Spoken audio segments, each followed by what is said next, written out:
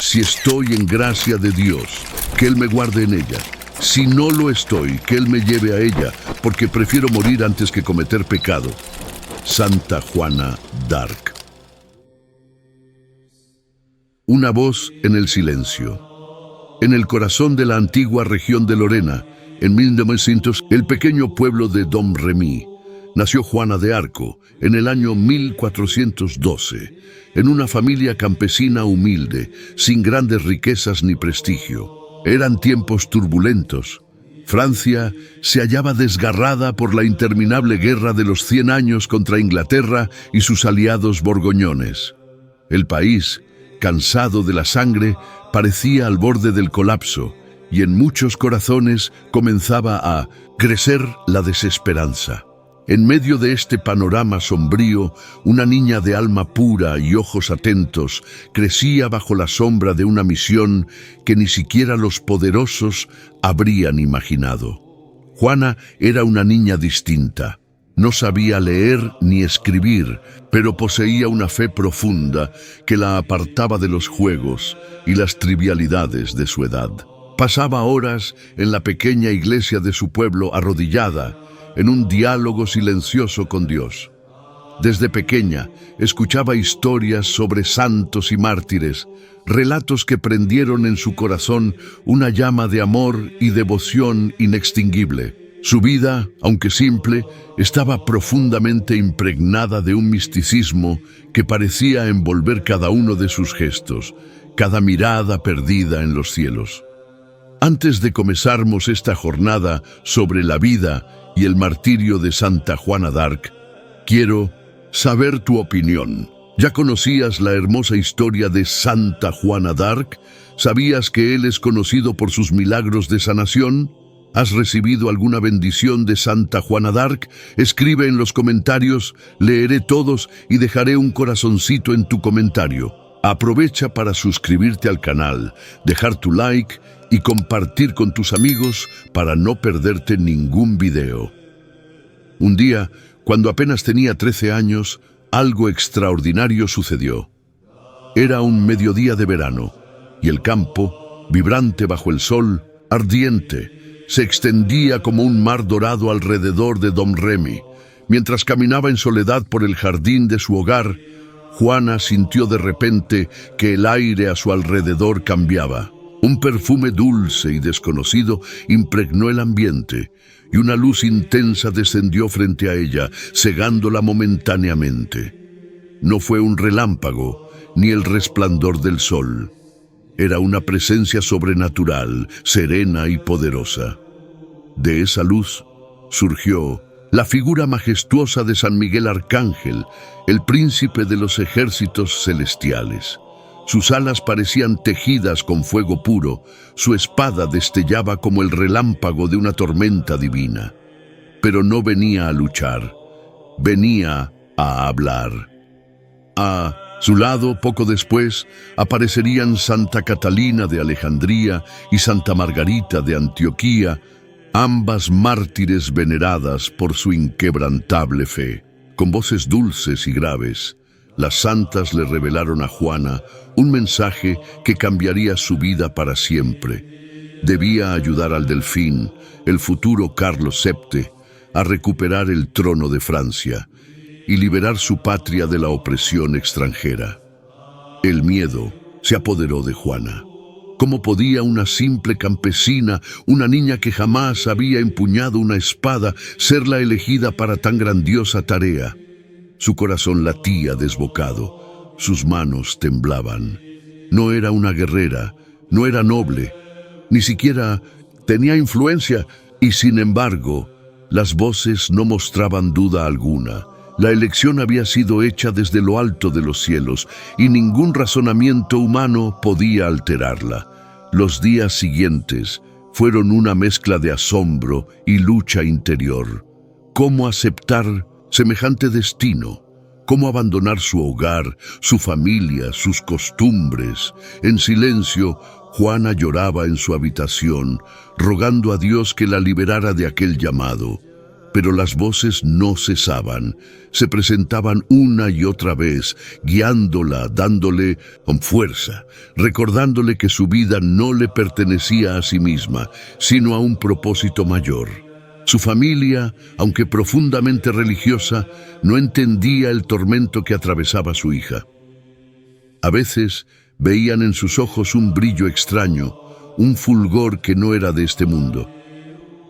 Juana, prudente, ocultaba sus visiones. Temía ser tomada por loca, o peor aún, acusada de brujería en una época donde la superstición era ley. Pero en su interior, algo había cambiado para siempre. Ya no era una simple niña de pueblo. Era una soldado de Dios, llamada a empuñar no solo armas humanas, sino el estandarte de la fe y la justicia. Durante años, Juana mantuvo en secreto su misión, mientras las voces la preparaban espiritualmente. Le enseñaron a confiar en la providencia, a discernir el bien del mal en medio de la confusión del mundo, a soportar el rechazo y la traición que vendrían. Cada día que pasaba, la joven sentía que una fuerza mayor crecía en ella, templándola como se templa el acero en la forja ardiente. El escenario de Francia continuaba desmoronándose. El delfín Carlos, legítimo heredero del trono, había sido despojado de sus derechos. París, corazón de la nación, estaba bajo control enemigo. La miseria, el hambre y la desesperación reinaban en los campos y ciudades. Era como si toda esperanza hubiera sido arrancada de raíz. Pero en Domremy, lejos de los gritos de batalla y las intrigas de los palacios, una niña campesina se preparaba en el silencio, como un brote oculto que germina en la tierra más árida. La preparación de Juana no era militar, ni académica, era espiritual. Aprendió a escuchar con el alma, a obedecer no a los hombres, sino a la voluntad divina que la llamaba. Esta obediencia absoluta sería su mayor fuerza, y también, en su hora final, su mayor condena. Así, en la humilde quietud de su pueblo natal, sin pompas ni testigos, se gestaba una de las figuras más grandiosas de la historia. Juana no eligió su destino, fue su destino quien la eligió a ella. Como una chispa diminuta que, bajo el soplo del espíritu, estaba destinada a incendiar toda una nación con su fe inquebrantable.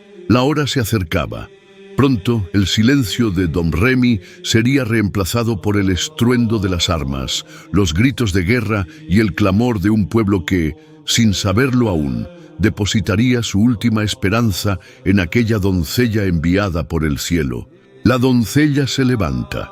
El invierno había llegado a Domremy. Las noches eran largas y frías, y el viento gemía entre las ramas desnudas como un lamento antiguo. Pero en el corazón de Juana de Arco, el fuego de su llamado ardía con más intensidad que nunca. Las voces no la dejaban en paz. Cada día, cada oración, cada suspiro era un recordatorio de que su destino no podía esperar más. El momento de actuar había llegado. Tenía apenas 16 años, cuando con una determinación que parecía imposible para alguien de su edad, decidió obedecer las órdenes celestiales. Sin riquezas, sin contactos, sin conocimientos de estrategia militar, Juana emprendió su primera gran misión: presentarse ante el delfín Carlos VII, el único legítimo aspirante al trono de Francia. Era una empresa colosal, casi suicida. ¿Cómo lograría una campesina abrirse camino entre ejércitos enemigos, burlar a los señores de guerra y ser recibida por un príncipe que desconfiaba incluso de sus propios aliados? Pero Juana no vaciló. Vestida humildemente, con su cabello recogido como un muchacho para viajar de manera segura, se dirigió primero a Vaucouleurs, una ciudad leal a Carlos VII. Allí buscó al capitán Robert de Baudricourt, un hombre rudo, acostumbrado a la brutalidad de la guerra y absolutamente escéptico ante cualquier mención de visiones y profecías. Cuando Juana se presentó ante él y declaró con toda seriedad que había sido enviada por Dios para liberar Francia, el capitán soltó una carcajada despectiva. Ordenó que la devolvieran a su casa, como si fuera una chiquilla descarriada. Sin embargo, Juana no se dejó vencer. Día tras día volvió a insistir. Su firmeza desconcertaba a todos. No era agresiva, no era arrogante, pero en su voz vibraba una seguridad que imponía respeto. Más de una vez fue ridiculizada y despreciada, pero su fe era un escudo contra la humillación. Incluso predijo la derrota en una batalla cercana, y cuando la noticia llegó confirmando su predicción, algunos comenzaron a preguntarse si, después de todo, aquella muchacha no estaba realmente asistida por algo sobrenatural. Finalmente, tras semanas de insistencia, Baudricourt cedió. Envió a Juana, escoltada por un pequeño grupo de soldados, hacia Chinon, donde se encontraba el Delfín. El viaje fue peligroso.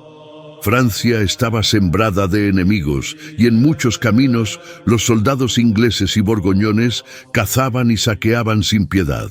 Juana, oculta bajo ropajes masculinos, avanzaba en silencio, rezando fervorosamente a cada paso, confiando su vida a los ángeles que la guiaban. Cuando finalmente llegó a Chinon, tras 11 días de travesía agotadora, no fue recibida inmediatamente. Carlos VII, temeroso de traiciones y engaños, dudaba. ¿Quién era esta campesina que afirmaba traer un mensaje de Dios?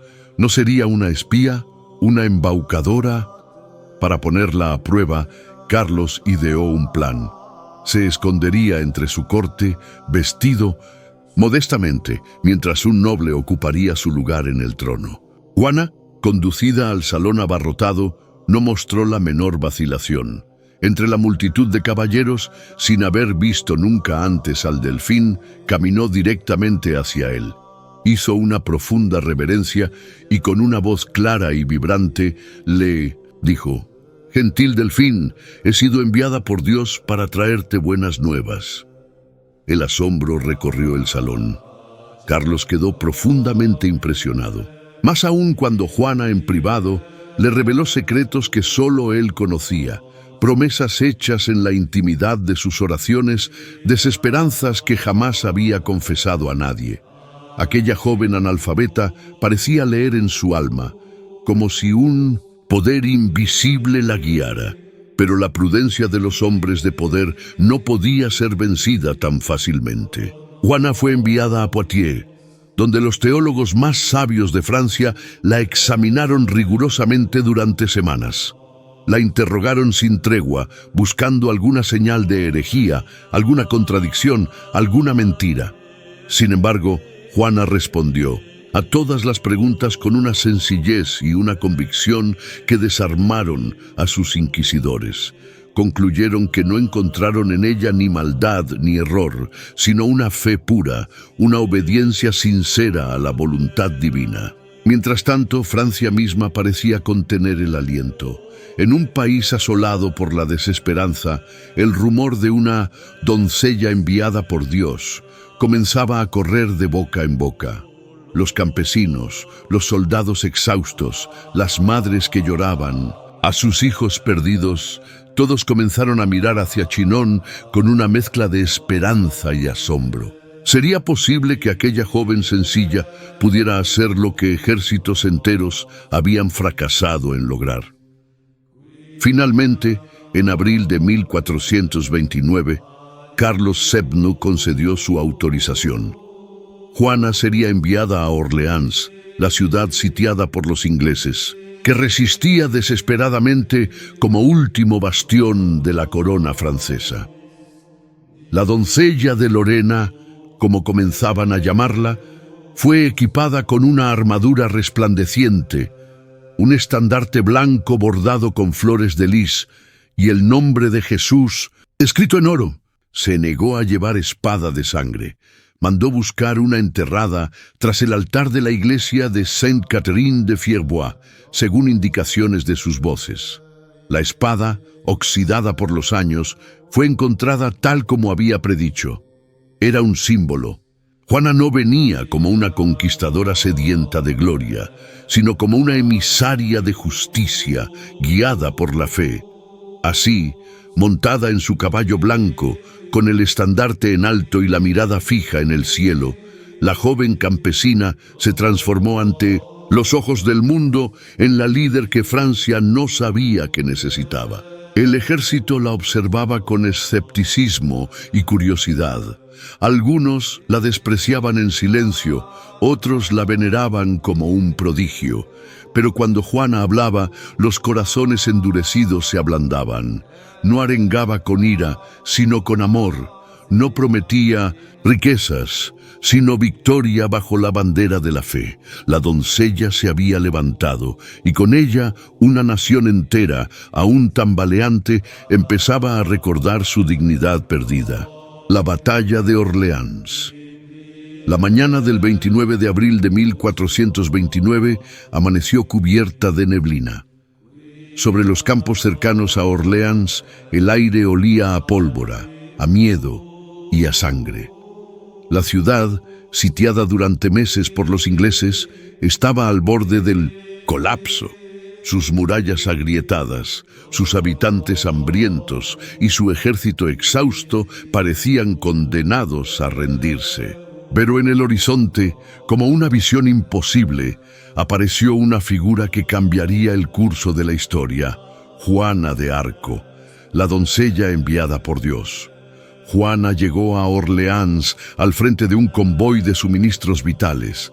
Portaba su estandarte blanco, donde brillaban las palabras Jesús, María, y su sola presencia levantó el ánimo de los defensores. A diferencia de los líderes militares tradicionales que entraban en la ciudad cubiertos de polvo y heridas, Juana entró limpia, radiante como un símbolo de esperanza. Los habitantes se agolparon para verla, algunos llorando abiertamente, otros arrodillándose en señal de reverencia. Era como si una llama nueva hubiera prendido en los corazones apagados. Desde el primer momento, Juana no permitió descanso. Reunió a los comandantes, exigió conocer los planes y presionó para atacar. Los capitanes, endurecidos por la guerra y la desesperanza, dudaban. Atacar a los ingleses parecía una locura. Ellos preferían la estrategia de la resistencia pasiva, esperando refuerzos que quizás nunca llegarían.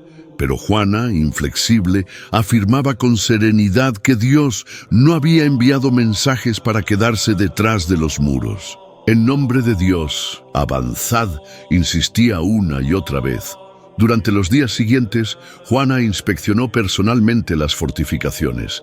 Vestida con su armadura reluciente, caminaba entre los soldados, hablándoles con ternura, alentándolos como una madre anima a su hijo temeroso. No era raro verla de rodillas, rezando en voz alta en los bastiones, su estandarte alzado al viento, sus palabras mezclándose con los ecos de la guerra. El 4 de mayo, Juana condujo su primer ataque contra la posición inglesa de Saint-Loup. Bajo un sol abrasador, los franceses, inspirados por la fe inquebrantable de su líder, lanzaron una ofensiva feroz. Juana, al frente, desafió las flechas y las balas, su estandarte ondeando como una promesa divina. La lucha fue brutal. Los gritos de los heridos y el estruendo del combate llenaban el aire, pero poco a poco los franceses ganaron terreno. Finalmente Saint-Loup cayó, y con ella la primera gran victoria que Orleans no había osado soñar. Pero la batalla apenas comenzaba. Juana, incansable, dirigió su atención a otros bastiones enemigos. El 6 de mayo marchó hacia Les Augustins, una posición crucial que dominaba los accesos a la ciudad. Esta vez, la resistencia inglesa fue aún más feroz. La sangre tiñó los campos, los cuerpos de ambos bandos se apilaban en las zanjas. Juana fue herida por una flecha en el hombro, y el dolor fue tan intenso que muchos pensaron que caería fuera de combate.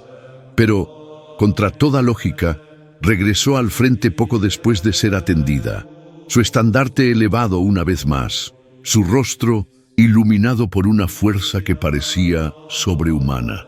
La moral francesa, alimentada por la presencia milagrosa de la doncella, se volvió imparable. Esa misma noche, los ingleses abandonaron Les Augustins, incapaces de resistir el fervor de un enemigo que ya no peleaba solo con armas, sino con un espíritu renovado.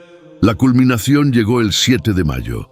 El objetivo era el Tourelles, el fortín más importante de la línea inglesa. Si caía, Orleans sería liberada. La batalla fue un infierno. El sol abrasador caía sobre los combatientes mientras el polvo y el humo cegaban la vista.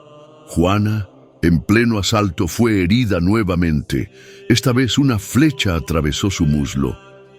Los soldados franceses, viéndola caer, sintieron que el corazón se les detenía. La desesperanza estuvo a punto de apoderarse de ellos. Pero entonces, con un esfuerzo monumental, Juana se levantó. Apoyada en su estandarte, arrastrando su pierna herida, gritó palabras de aliento. «¡Adelante! ¡No temáis! Dios está con nosotros». Su voz cortó el estruendo de la batalla como un trueno sagrado. Los franceses, enardecidos, redoblaron su furia. Bajo el liderazgo de Juana, asaltaron las murallas y finalmente arrebataron el Tourelles a los ingleses. El comandante inglés, William Glasdale, viendo la derrota inevitable, intentó huir por un puente levadizo. Pero el puente, sobrecargado y débil, cedió, y Glasdale, junto a muchos de sus hombres, se hundió en las aguas del Loira, desapareciendo para siempre bajo las olas. La liberación de Orleans fue un milagro que resonó en toda Francia. Una ciudad que parecía condenada había sido salvada por una joven campesina que desafiaba todas las normas de su tiempo. Los cronistas de la época escribieron que aquel día Francia había vuelto a nacer. Juana no celebró la victoria con orgullo. En lugar de festejar, condujo al ejército a una misa solemne, dando gracias a Dios por el triunfo. Mientras tanto, en los campamentos ingleses el terror comenzaba a extenderse. La leyenda de la doncella de Lorena, la enviada celestial, se difundía con velocidad imparable. Los soldados susurraban entre ellos que luchar contra ella era luchar contra el mismo cielo. Pero Juana sabía que su misión aún estaba lejos de completarse. Orleans era solo el primer paso. El verdadero objetivo, el mandato que las voces le habían dado, era aún más grande: llevar al delfín Carlos a Reims y coronarlo legítimamente como rey de Francia. El viento soplaba sobre los campos ensangrentados, llevando consigo el eco de una promesa cumplida y de una guerra que apenas comenzaba. La traición silenciosa. La gloria de Orleans se esparció como un incendio por toda Francia. Las campanas repicaban en las aldeas, los juglares cantaban sobre la doncella milagrosa, y por primera vez en décadas, el pueblo francés se atrevía a soñar con la libertad. Sin embargo, mientras los humildes veneraban a Juana como enviada de Dios, en los palacios y cortezos suscitaba temor, celos y desconfianza. En los pasillos de piedra donde reinaba la política, se comenzó a gestar una sombra silenciosa: la traición. Después de la coronación del delfín Carlos en Reims, donde Juana, llorando de emoción, sostuvo su estandarte frente a la nueva corona, su influencia pareció llegar a la cúspide. Pero a medida que su fama crecía, también lo hacía la incomodidad de los nobles y clérigos. ¿Cómo podía una campesina, iletrada y sin linaje, comandar ejércitos y aconsejar reyes? Muchos veían en ella un peligro para el orden establecido. No faltaban rumores venenosos, susurrados en la oscuridad, que sus voces eran ilusiones, que sus victorias, obra de brujería. Carlos VII, ahora rey, comenzó a distanciarse sutilmente de Juana. Rodeado por cortesanos ambiciosos y políticos calculadores, el monarca joven prefería las intrigas de la diplomacia a la espada ardiente de la doncella. Algunos le susurraban que la guerra debía terminar con tratados, no con batallas. Otros temían que Juana, con su magnetismo popular, pudiera convertirse en una amenaza incluso para el propio trono. Mientras tanto, Juana, ignorante de las tramas que se urdían a sus espaldas, seguía luchando. Solicitaba campañas más audaces para liberar París, que todavía permanecía en manos borgoñonas aliadas de los ingleses. Pero las respuestas del rey eran tibias, evasivas, promesas vagas, apoyos a medias. Los ejércitos que antes la seguían con fervor ahora recibían órdenes confusas, limitadas por la desconfianza de aquellos que, en secreto, deseaban verla fracasar. En septiembre de 1429, Juana encabezó un ataque contra París, decidida a liberar la ciudad, símbolo de Francia. Pero el asalto fue desorganizado y careció del respaldo real necesario. Durante el combate, Juana fue herida por un disparo de 1900 ballesta en la pierna, y aún así, se negó a retirarse hasta que fue arrastrada por sus hombres. La derrota no fue solo militar, fue un golpe a su imagen de invencibilidad y al aura mística que la envolvía. A partir de entonces, los recursos comenzaron a escasear. Las tropas, mal equipadas y hambrientas, disminuían en número. Los nobles, que antes la cortejaban, se alejaban, temerosos de asociarse a una causa que ahora parecía temeraria. La fe del pueblo, aunque intacta, no bastaba para sostener una guerra que necesitaba oro, armas y alianzas. En el invierno de 1430, Juana, decidida a no abandonar su misión, acudió en ayuda de la ciudad de Compiègne, sitiada por los borgoñones. Fue allí donde el destino, implacable, cerró su trampa. Durante una salida para intentar romper el cerco, Juana quedó aislada de sus tropas, atrapada entre dos fuerzas enemigas. Sus soldados, superados en número, comenzaron a retirarse. Juana, en un acto de valentía desesperada, se mantuvo luchando hasta ser derribada de su caballo. La caída no fue solo física, sino simbólica. Los borgoñones, enemigos acérrimos de su causa, la capturaron y vieron en ella un trofeo invaluable. Pronto comenzaron las negociaciones con los ingleses que deseaban ardientemente tenerla en sus manos. La traición más amarga, sin embargo, no vino del enemigo, sino de su propio rey, Carlos VII, por quien Juana había arriesgado su vida y cambiado el destino de Francia. No movió un solo dedo para rescatarla. No ofreció rescate, no envió embajadas, no articuló defensa alguna. Silenciosamente permitió que Juana fuese vendida a los ingleses por 10.000 libras tornesas, el precio de la ingratitud. Encarcelada en el castillo de Beaurevoir y luego trasladada a Rouen, Juana cayó en manos de sus peores enemigos. La joven que había inspirado ejércitos enteros ahora estaba sola, prisionera de hombres que la odiaban, decididos a destruir no solo su cuerpo, sino su leyenda. Los meses siguientes serían un calvario de interrogatorios, amenazas y humillaciones. Pero, incluso encadenada, Juana mantenía la cabeza alta. Su fe seguía intacta, aunque el mundo la hubiera abandonado. Cada día de prisión era una prueba más, un martirio silencioso que tejía, sin que ella lo supiera, el camino hacia su santidad.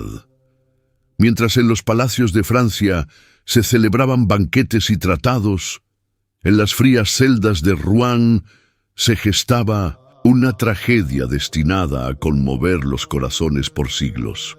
La doncella de Lorena, traicionada por los suyos, se enfrentaría a su destino con el mismo coraje que la había llevado a liberar una nación. El eco de su caída, sin embargo, no sería el final. Algo más poderoso, más eterno, ya comenzaba a despertar en los rincones olvidados de la historia. El juicio de la injusticia. Las campanas de Rouen resonaban sombrías mientras Juana era conducida, encadenada, hacia el tribunal que decidiría su destino. El aire era denso y frío. Parecía que hasta la naturaleza misma contenía el aliento. Ante la injusticia que estaba a punto de consumarse, la doncella, aún joven, apenas con 19 años, se encontraba sola frente a un ejército de clérigos, juristas y enemigos políticos. Aquellos que la juzgarían no buscaban la verdad, sino su condena, ya dictada en secreto antes de que ella pronunciara una sola palabra. El proceso fue un espectáculo sombrío organizado por Pierre Cauchon, el obispo de Beauvais, ferviente aliado de los ingleses. Para disfrazar su sed de venganza de legalidad, se aseguraron de formar un tribunal compuesto mayoritariamente por jueces hostiles, ignorando toda norma de imparcialidad y justicia canónica. Durante semanas, Juana fue sometida a interrogatorios interminables, presionada para contradecirse, para caer en trampas lingüísticas, para traicionar sus propias convicciones. La sometieron a preguntas capciosas sobre teología, sobre la naturaleza de sus visiones, intentando que admitiera herejía o brujería. Sin abogados defensores, sin amigos, sin la protección del rey que tanto había ayudado, Juana resistía con una fuerza que sorprendía incluso a sus verdugos. Respondía con lucidez, con inteligencia, a pesar del cansancio, del dolor, del miedo. Cuando le preguntaron si sabía estar en gracia de Dios, una pregunta diseñada para atraparla, pues cualquier respuesta podía ser usada en su contra, ella contestó con una sabiduría desconcertante: si no estoy, que Dios me ponga en ella, y si estoy, que Dios me mantenga. Su respuesta dejó a muchos mudos, pues demostraba no solo fe, sino un entendimiento profundo que desafiaba a sus acusadores. A lo largo del juicio, el tribunal se obsesionó en desacreditar las voces que guiaban a Juana. Se burlaban de sus afirmaciones de haber hablado con San Miguel, Santa Catalina y Santa Margarita. Ridiculizaban su misión como obra del demonio. Pero Juana, firme como una roca en medio del océano embravecido, no negaba lo que había vivido. Cada palabra suya era un testimonio de fe inquebrantable, una luz que brillaba incluso en la oscuridad más absoluta. El trato que recibió durante su encarcelamiento fue cruel y humillante.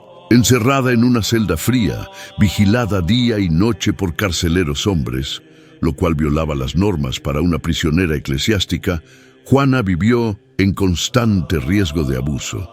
Para proteger su modestia, vestía ropa masculina, algo que luego sería utilizado como una de las principales acusaciones en su contra, bajo el pretexto de transgredir las leyes de la naturaleza o, durante un breve momento, bajo la presión insoportable de amenazas de muerte y tortura, Juana firmó una abjuración, un documento que negaba sus visiones y prometía someterse a la Iglesia. Lo hizo, según relatos contemporáneos, después de haber sido llevada a la vista de una pira, con el fuego ya encendido y aterrada ante la muerte brutal que le esperaba. Sin embargo, su abjuración fue obtenida mediante el miedo y la manipulación, careciendo de valor moral o jurídico. Tras esta firma forzada, los jueces esperaban sepultarla en el olvido, condenándola a cadena perpetua, pero la voluntad de Juana, aunque herida, no estaba rota. Pocos días después, comprendiendo la gravedad de lo que le habían hecho firmar, retractó valientemente su renuncia. Declaró que sus voces sí provenían de Dios, que había actuado bajo su mandato y que no podía mentir, aunque eso significara enfrentar el martirio. Esta retractación fue lo que finalmente selló su destino. Ahora considerada relapsa, reincidente en su supuesta herejía, El tribunal no necesitaba más excusas para dictar la sentencia final: la hoguera. El 30 de mayo de 1431, Juana fue llevada al viejo mercado de Rouen para ser ejecutada. En el acta oficial se decía que sería entregada a la justicia secular, una fórmula hipócrita con la cual la Iglesia fingía no participar directamente en su muerte. La doncella fue atada a un poste alto, vestida con un sencillo hábito de penitente. En torno a ella una multitud se agolpaba: soldados, burgueses, curiosos, todos testigos involuntarios de una injusticia que haría eco a través de los siglos. Antes de que las llamas ascendieran, Juana pidió una cruz. Un soldado compasivo improvisó una pequeña cruz de madera que ella sostuvo contra su pecho. Luego, un fraile llamado Isambart de la Pierre trajo un crucifijo de la iglesia más cercana que colocaron frente a sus ojos.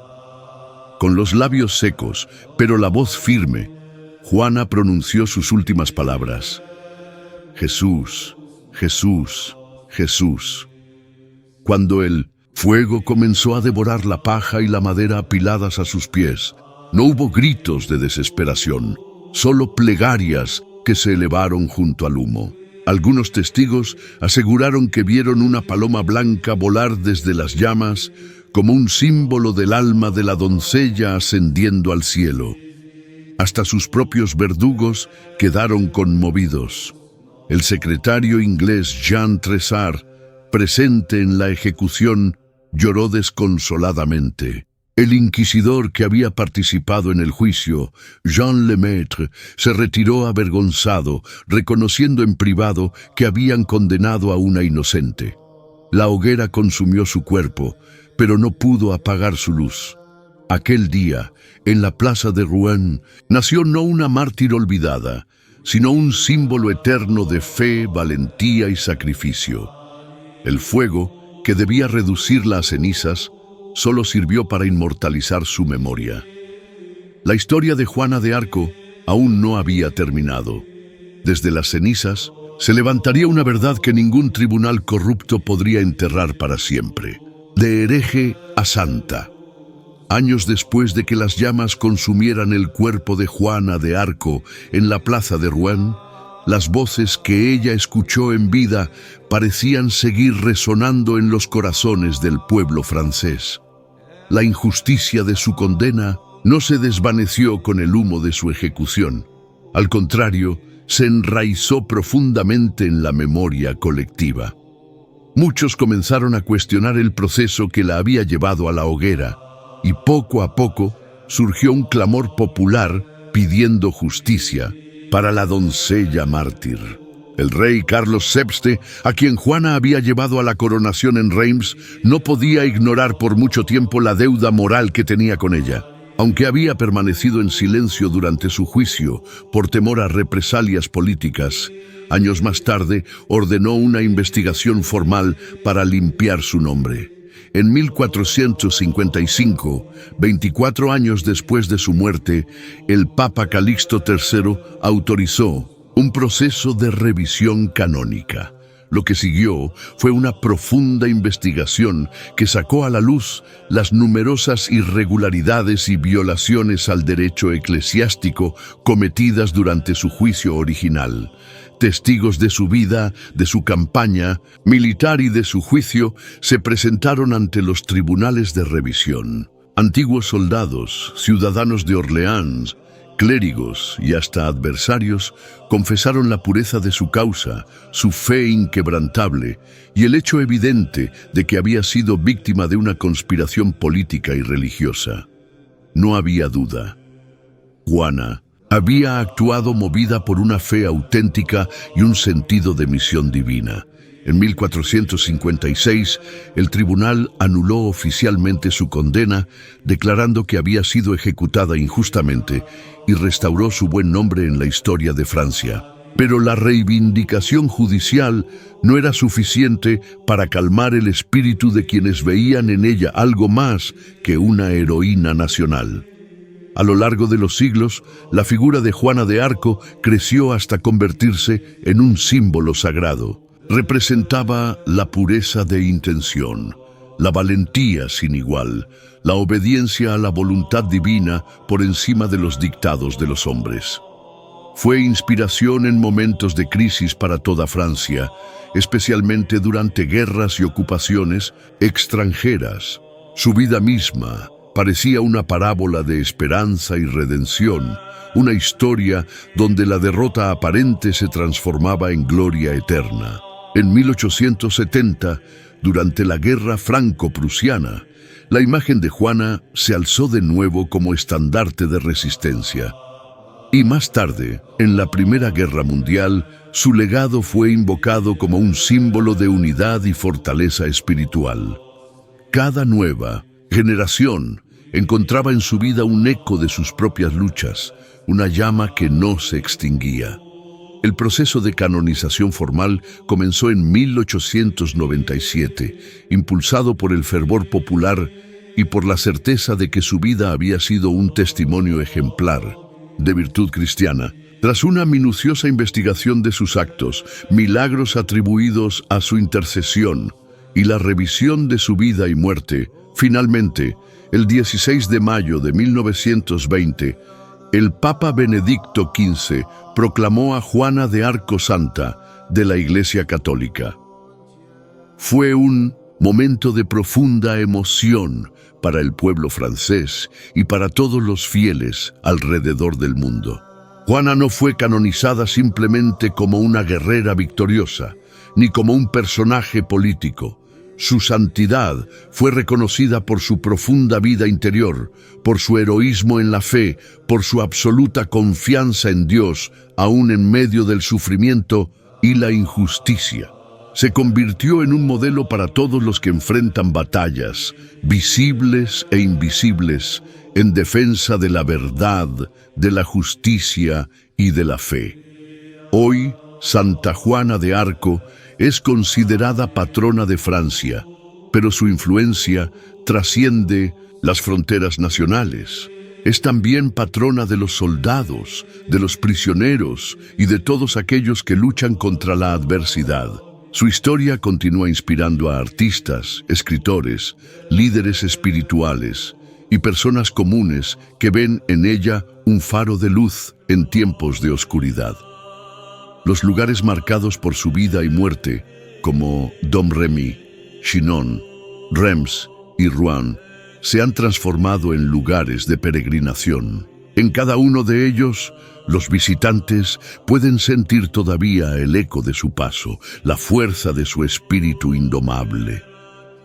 Monumentos, iglesias y vitrales relatan su historia, inmortalizando su ejemplo para las generaciones venideras. Santa Juana de Arco nos recuerda que el coraje no siempre se manifiesta en grandes gestos de poder, sino en la perseverancia humilde ante el deber, en la fidelidad al llamado de Dios, incluso cuando todo parece perdido. Nos enseña que la verdad puede ser calumniada, torturada y quemada, pero jamás destruida. Así, la doncella que una vez fue declarada hereje terminó elevada al honor de los altares. Su fuego, que pretendió silenciarla, se convirtió en luz perpetua. Y desde ese fuego eterno, Santa Juana de Arco sigue susurrando a los corazones de los hombres y mujeres de fe. Confía en Dios, mantente firme, no tengas miedo. El fuego que pretendió destruir a Juana no logró su cometido. De las cenizas de su martirio surgió una luz que ha atravesado los siglos, iluminando a todos aquellos que se atreven a creer en la misión que Dios pone en sus corazones. Santa Juana de Arco no fue una simple figura de su tiempo, es un testimonio vivo de que la fe puede mover montañas, de que la verdad, aun cuando es pisoteada, se alza con fuerza invencible. Hoy su voz resuena en nosotros, desafiándonos a enfrentar nuestras propias batallas con valentía, a mantenernos firmes ante la injusticia y a seguir nuestro propósito incluso cuando el mundo entero parece querer detenernos.